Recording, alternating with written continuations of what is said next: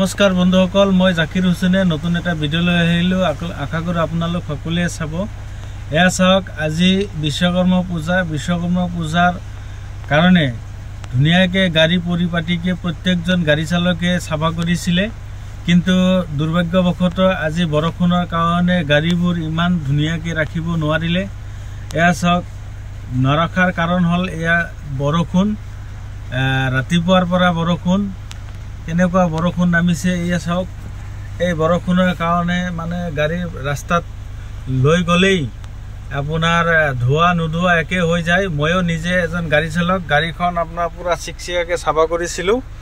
এয়া চাওক, গাড়ীখন চাফা কৰাৰ পাছতো গাড়ীখন মানে আপোনাৰ এতিয়া এই বৰষুণ, মই গেৰেজৰ ভিতৰত আছোঁ, উপায় নাই, তথাপি এতিয়া ওলাই নিব লাগিব। এতিয়া আপোনালোক সকলোৱে কি কয় একবাৰ জনাব বুলি আশা কৰিলোঁ। ধন্যবাদ।